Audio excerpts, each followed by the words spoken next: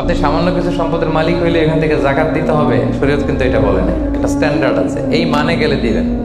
সেটা কত? সেটা গোল্ড আর সিলভার দিয়ে রাসূল সাল্লাল্লাহু আলাইহি ওয়াসাল্লাম দিয়েছেন। তো এখন আপনি কোনটা ধরে দিবেন? কেউ বলে গোল্ড দিব, কেউ বলে রূপা দিব। এখন আমি কি বলি? আমি আপনাদেরকে সাজেস্ট করবো আপনারা রূপারটা ধরবেন, অল্প আসুক না।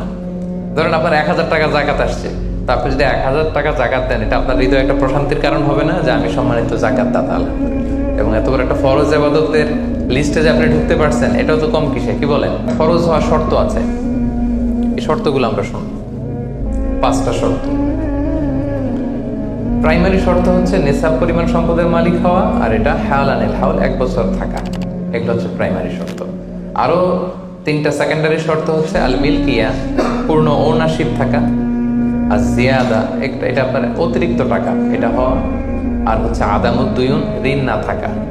এই 5টা শর্ত আমি ব্যাখ্যা করলে আপনি বুঝবেন। 1 নম্বর হচ্ছে নিসাব পরিমাণ সম্পদের মালিক হওয়া। আপনি সামান্য কিছু সম্পদের মালিক হইলে এখান থেকে জাকাত দিতে হবে, শরীয়ত কিন্তু এটা বলে নাই। সুবহানাল্লাহ। আপনি জাকাতের নিয়ম শুনলে দেখবেন যে ইসলাম কতটা ব্যালেন্সড। একটা থ্রেশহোল্ড আছে, একটা স্ট্যান্ডার্ড আছে, এই মানে গেলে দিবেন। সেটা কত? সেটা গোল্ড আর সিলভার দিয়ে রাসূল সাল্লাল্লাহু আলাইহি ওয়াসাল্লাম দিয়েছেন। কারণ তখন গোল্ড আর সিলভারের কয়েন ছিল, মুদ্রা ছিল। আগে কিন্তু সোনা আর রূপা দিয়েই মুদ্রা বানানো হতো, পরে এটা পেপার মানি শুরু হয়েছে, কাগজের টাকা। তো একটা হচ্ছে দিনার আর একটা দিরহাম। রাসূল সাল্লাল্লাহু আলাইহি ওয়াসাল্লাম যে থ্রেশহোল্ড বেঁধে দিয়েছেন সেটা হচ্ছে 7.5 তোলা স্বর্ণ বা 52.5 তোলা রূপা। রিপিট, এটা সবাই জানেন আশা করি, যে 7.5 তোলা স্বর্ণ আর 52.5 তোলা রূপা। আধুনিক সময়ে গ্রাম দিয়ে দোকানদাররা হিসাব করেন, তো গ্রাম দিয়ে যদি আপনি বোঝেন তাহলে 85 গ্রাম স্বর্ণ অথবা 595 গ্রাম রূপা, এটা হচ্ছে থ্রেশহোল্ড নিসাব, অথবা এর সমপরিমাণ অর্থ, ক্যাশ টাকা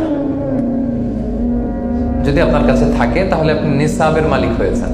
যেদিন আপনি এই নিসাবের মালিক হবেন, ওই দিনটা আপনি ডায়েরিতে টুকে রাখবেন। কারণ এটা যদি 1 বছর আপনার কাছে এরকম থাকে, 1 বছর পরে যে আপনি জাকাত দিবেন, কিভাবে দিবেন আমি সামনে বলবো। তো এই নেসাব নিয়ে একটা প্রবলেম আছে। প্রবলেমটা হচ্ছে 7.5 তোলা স্বর্ণ আর 52.5 তোলা রূপার দাম কিন্তু এক না। 52.5 তোলা রূপার দাম খুব কম, আর 7.5 তোলা স্বর্ণের দাম অনেক বেশি। এটা হইল একটাই কম আর একটা বেশি।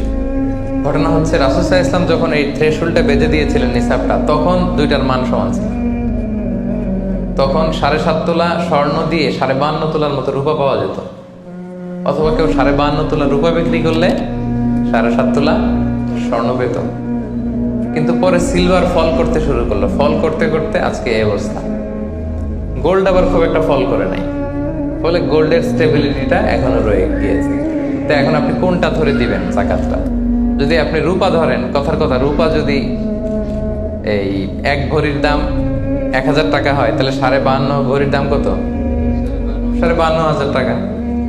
কিন্তু স্বর্ণ যদি আপনি হিসাব করেন, 1 ভরি যদি 50,000 হয়, 7.5 ভরি কত? 3.5 লাখ প্লাস, তাহলে প্রায় 7 গুণ কম বেশি, তাই না? এটা নিয়েই হয়ে গেছে জটিলতা। তো এখন আপনি কোনটা ধরে দিবেন? অনেকে বলে না গোল্ড দিব, কারণ গোল্ড ফল করে নাই, এটার যে স্ট্যান্ডার্ড এটা এখনো বজায় আছে। এটা নিয়ে অনেক আলোচনা, আমি খুব সংক্ষেপে বলি। কেউ বলে গোল্ড দিব, কেউ বলে রূপা দিব। এখন আমি কি বলি? আমি আপনাদেরকে সাজেস্ট করবো আপনারা রূপারটা ধরবেন। রূপারটা ধরলে কি লাভ হবে জানেন? 2 দিকেই লাভ, আপনারও লাভ, যিনি নিবে আরও লাভ। রূপারটা ধরলে বেশি সংখ্যক লোক জাকাত দান করতে হবে, তাই না? আর বেশি সংখ্যক গরিব লোকও টাকা পাবে, কি বলেন? তো 2 পক্ষে লাভ হইল না। এখন প্রশ্ন করতে পারেন, হুজুর ও পাইছে ওর লাভ, আমার লাভ কি? আপনার তো সবচেয়ে বড় লাভ, আপনি সওয়াব পাবেন আখিরাতে। এটা আমাদের বেশি দরকার না, কি বলেন? যিনি গ্রহীতা উনি পেয়ে লাভ, তার লাভ হইল, আর যিনি দাতা তিনি সওয়াব পেয়ে লাভবান হইলেন, তিনি সম্মানিত জাকাত দাতা হইলেন। অল্প আসুক না। ধরেন আপনার 1000 টাকা জাকাত আসছে, তা আপনি যদি 1000 টাকা জাকাত দেন, এটা আপনার হৃদয়ে একটা প্রশান্তির কারণ হবে না যে আমি সম্মানিত জাকাত দাতা আলহামদুলিল্লাহ, আই এম এ জাকাত পেয়ার। এবং এত বড় একটা ফরজ ইবাদতের লিস্টে যে আপনি ঢুকতে পারছেন, এটাও তো কম কিসে, কি বলেন? এজন্য স্বর্ণেরটা না ধরে রূপারটা ধরবেন। আপনাদের যে টাকা পয়সা, আপনাদের তো হীরা দিয়ে করা দরকার আপনাদের নেশা। এনিওয়ে, তো এজন্য আপনারা রূপারটা ধরবেন, তাহলে লোকজন উপকৃত হবে বেশি, সম্মানিত ভাই বোন বোনেরা। তাহলে 5টা শর্তের প্রথমটা তো বুঝে গেছেন, নিসাব। কি বলেন? নিসাব বুঝে গেছেন না?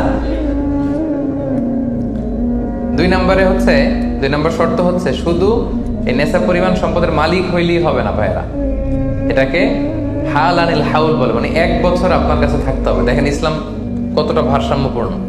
কিছু টাকা আপনার কাছে থাকলে এই জাকাত দাও না, এটা 1 বছর থাকতে হবে। যদি দেখা যায় যে আপনার সব খরচ শেষে 1 বছর এই টাকাটা আপনার কাছে অলস পড়ে আছে, তাহলে বোঝা গেল যে আপনি সম্পদশালী এবং আপনার অর্থের একটা স্টেবিলিটি আছে।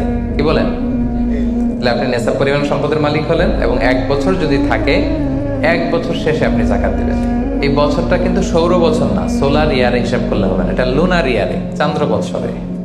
খেয়াল রাখতে হবে, সৌর বছর জানুয়ারি ফেব্রুয়ারি মাসের যে হিসাবটা, এটা 365 দিনে 1 বছর। কিন্তু যেটা লুনার ইয়ার, চন্দ্র বছর, এটা কতদিন 1 বছর কে জানে? কেউ জানেন না? 300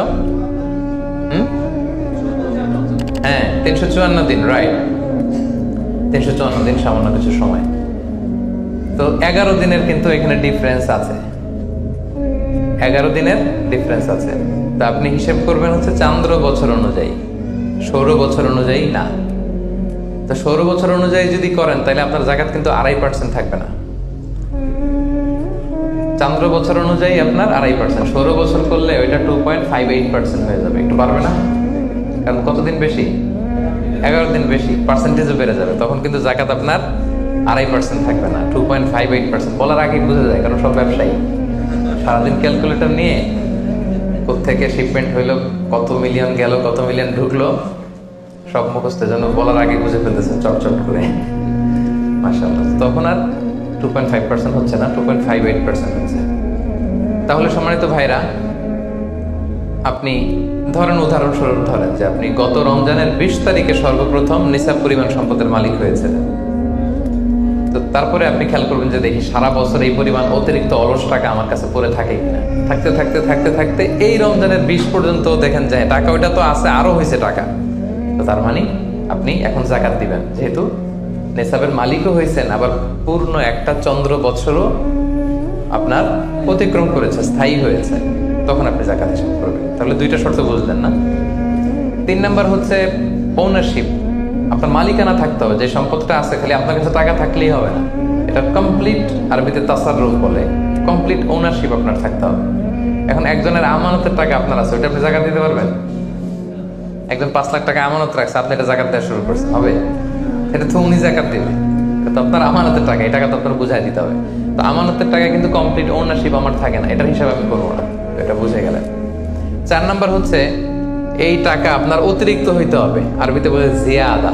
দেখেন ইসলাম কত সুন্দর। ইসলাম বলে আপনার নিজের পার্সোনাল এক্সপেন্সিস, আপনার লিভিং কস্ট, আপনার সব ধরনের অ্যাকোমোডেশন, আপনার ট্রান্সপোর্টেশন এক্সপেন্সিস, আপনার মেডিকেল এক্সপেন্সিস, আপনার বাচ্চার স্কুলিং, আপনার ইয়ারলি ট্রিপ যদি থাকে, এন্টারটেনমেন্ট, ধরেন বছরে আপনি একবার ফ্যামিলি আউটিং করেন, এই খরচগুলো যত খরচ আপনার হতে পারে, এই সব খরচ শেষেও কিছু টাকা আপনার থেকে যায়, ইসলাম বলে ওইটার উপরে জাকাত দিবেন। সুবহানাল্লাহ। জিয়াদা, অতিরিক্ত হওয়া শর্ত। আপনার লাগে, যদি আপনার এই টাকা লাগে, ওটা তো আপনি ইউজ করবেন। আপনার টাকার ব্যবহারের জন্য সবচেয়ে বেশি হকদার কে? আপনি নিজে। আপনার সব খরচ আলহামদুলিল্লাহ সুন্দরভাবে চলে, এরপরেও কি নিসাব পরিমাণ টাকা বছর ব্যাপী যখন আপনার রয়ে গেল, ইসলাম বলে জাস্ট 2.5%। সুবহানাল্লাহ। তাহলে অতিরিক্ত হইতে হবে। সর্বশেষ শর্ত, 5টা শর্তের সর্বশেষ শর্ত হচ্ছে ঋণ থাকতে পারবে না। ঋণ থাকলে ওইটা জাকাত থেকে বাদ যাবে। ধরেন আপনার আছে 5 লক্ষ, কিন্তু আবার ঋণও আছে 5 লক্ষ, কথার কথা, তো এটা তো আপনি আগে ঋণ দিবেন, আপনি তার জাকাত দিতে পারবেন না। এই কথাটা কি বুঝতে পারছেন? আচ্ছা, ঋণ ভাই 3 ধরনের। কয় ধরনের? 3 ধরনের। একটা হচ্ছে আপনার একবারে পরিশোধ করতে হবে, এরকম ঋণ থাকে না, যে আমি মুরাদ ভাইয়ের কাছ থেকে 1 লক্ষ টাকা নিলাম, আজকে আমার জাকাতের হিসাব করার ডেট, তো 1-2 মাসের মধ্যে টাকাটা দিতে হবে। তো তখন এই যে 1 লক্ষ টাকা উনি পাবে, এই টাকাটা আমি বাদ দিব আমার অন্যান্য অ্যাসেট থেকে। বাদ দিয়ে যদি দেখি যে না, তারপরে জাকাত হয় দিব, আর না হলে দিব না, কারণ এটা একবারে দিতে হবে। ওনার বলছে যে 1 লক্ষ আমি একবারে দিয়ে দিব আপনাকে 1 মাস পরে, এইভাবে ঋণটা নিয়েছিলাম। তাহলে কিছু কিছু ঋণ আছে একবারে পরিশোধযোগ্য, ওকে, এটা জাকাতের ক্যালকুলেশন থেকে বাদ যাবে। কিভাবে বাদ যাবে আমি ক্যালকুলেশন করে দেখাবো। ঋণের দ্বিতীয় প্রকার হচ্ছে ইনস্টলমেন্টের কিছু ঋণ আছে, কিস্তিতে দেয়া লাগে। লেটস সে আমি 1 কোটি টাকা দিয়ে একটা গাড়ি কিনেছি, BMW গাড়ি, বা 50 লক্ষ টাকা দিয়ে আমি একটা হুন্ডা গাড়ি কিনেছি, 50 লক্ষ টাকা। তো এটা আমি কিস্তিতে কিনেছি। কিস্তির ঋণ যদি হয় তাহলে আপনি কিন্তু পুরোটা বাদ দিতে পারবেন না, তখন সর্বোচ্চ 12 মাসের কিস্তি বাদ দিতে পারবেন, 12 মান্থসের, তাও এই চন্দ্র মাসের হিসাবে। কারণ জাকাতের হিসাবটা কি 12 মাসের হিসাব, তাই না? এটা একটা ইয়ারলি ক্যালকুলেশন। আপনি পুরোটা যদি একবারে বাদ দেন তাহলে তো আপনার আর জাকাতই দেওয়া লাগবে না। কি বলেন? বাংলাদেশে অনেক বড় বড় সিআইপি ব্যবসায়ী আছে, ওনারা হাজার হাজার কোটি টাকা ব্যাংক থেকে ব্যবসায়ের কারণে ঋণ নেন এবং ওনাদের ঋণ খেলাপি হয়। তো ওনারা যদি বলে হুজুর আমার তো ঋণ আছে, তো উনি আর জাকাত দিবে কি? ওনারই তো আমার জাকাত দেওয়া লাগবে এখন। কি বলেন? বড় বড় সিআইপিরা যদি ঋণের দোহাই দেয়, উনি আর জাকাত দিবে কি? উনি তো ঋণী। উনারই কিছু জাকাত আমাদের দেওয়া লাগবে, কারণ আমরা জাকাতের 8টা খাতের মধ্যে একটা পড়েছি, বল গরিমিনা। কি বলেন? ঋণগ্রস্ত ব্যক্তিকে জাকাতের টাকা দিয়ে হেল্প করা যায়, তো উনি আর দিবে কি? উনারে দিই আমরা। ওই ঋণ বাদ দেওয়া যাবে না। ইনস্টলমেন্টের ঋণ হইলে 12 মাসের, আর ওইরকম ঋণ খেলাপি 1000 কোটি টাকা, এগুলো বাদ দেওয়া যাবে। 3 নাম্বার ঋণ হচ্ছে লাক্সারি পণ্য কিনতে যে ঋণ হয়, এই ঋণ জাকাত থেকে বাদ দেওয়া যাবে না। বিলাসিতামূলক কিছু যদি আপনি কিনেন, আপনি একটা লাম্বরগিনি কিনলেন 10 কোটি টাকা দিয়ে, এটা আপনি জাকাত থেকে বাদ দিতে পারবেন? পারবেন না। তাহলে লাক্সারি আইটেমের যে ঋণ, এটা বাদ দেওয়া যায় না। তাহলে ঋণের ব্যাপারটা পুরোপুরি বুঝে গেছেন না? এই 5টা শর্ত যদি থাকে আপনার মধ্যে পাওয়া যায়, অর্থাৎ আল্লাহ তাআলা আপনাকে একটা নিসাব পরিমাণ সম্পদের মালিক বানিয়েছেন, এটা আল্লাহ তাআলা পুরো 1 বছর আপনার এই পরিমাণ টাকা আপনার মধ্যে স্টেবল ছিল, এবং এটার পূর্ণ ওনারশিপ আপনার আছে, এবং এটা আপনার সব খরচের অতিরিক্ত, এবং সবশেষে এটা আপনার ঋণের বাইরে। ওই সম্পদ থেকে আল্লাহ তাআলা আপনাকে জাকাত দিতে বলেছেন। তাহলে জাকাতের শর্ত সবার ক্লিয়ার?